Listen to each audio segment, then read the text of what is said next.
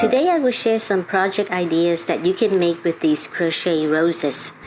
They give off a nice vintage vibe, and the 3D structure will add a nice dimension to your work.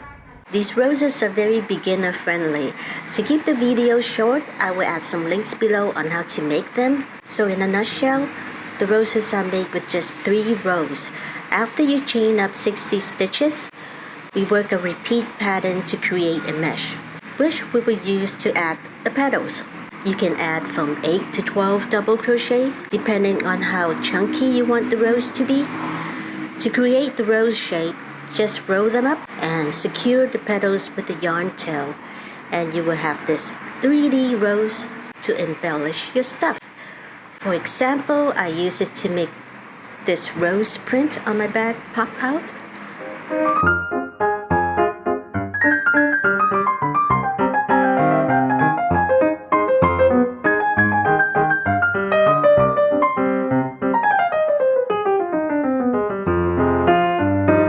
I stitched them together into rows and used them as a border. You can add a round of blanket stitches around the fabric and single crochet the granny squares onto it. My blanket stitches are about 1 centimeters apart, and each of them will fit about 2 single crochets. When I crochet them, I added some pins to mark out the edges of the granny squares, and this will help keep the stitches even. And you can use this as a cafe curtain, a lap blanket, a dish rack cover. My third idea is to use them as pockets for baskets.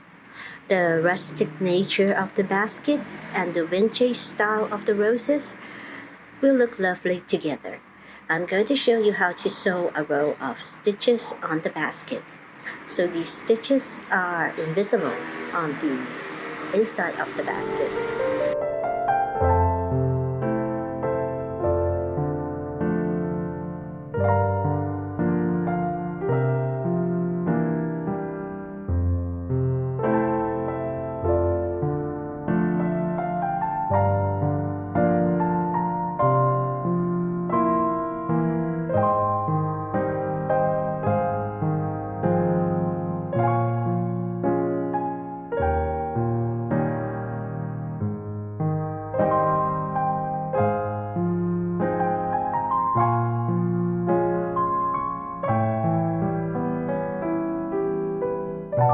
The granny squares may not match up with the width of the basket, so you can decrease the stitches like this.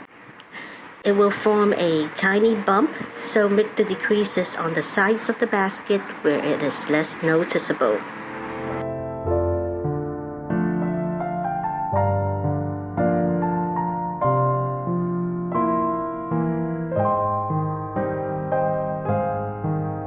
To hold the pocket up, I just use chain stitches, wrap it around the handles, and stitch it back onto the granny squares.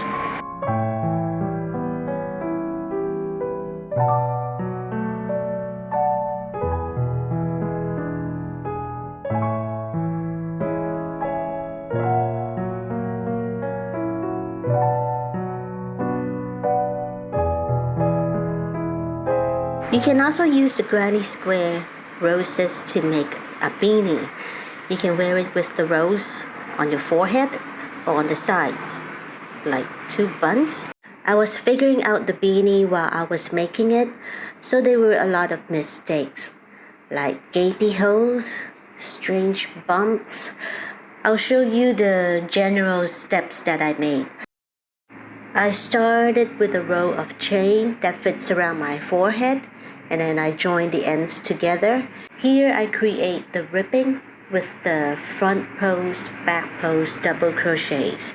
So you can build up this part until you get the height that you like. On the next round, I did a single crochet and a chain. And this is where I start attaching the granny squares to the brim. So just make sure that they're positioned opposite to each other.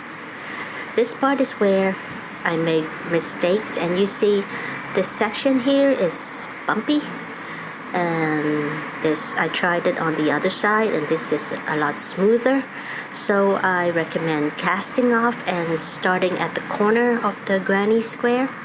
Also, when we decrease this panel, we make the decreases on every other row, and this seems to give a better transition.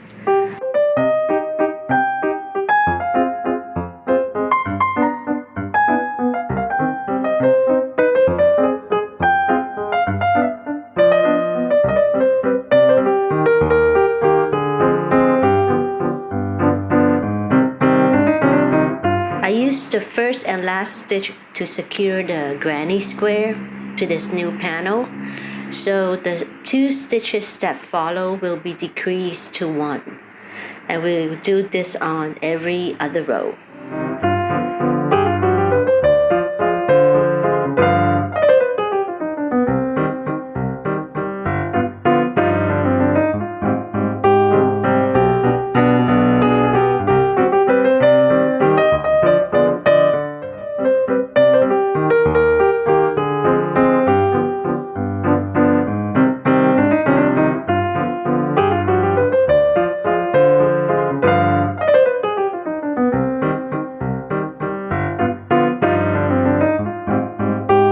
So here the sides are done, and this is where I make dumb decisions.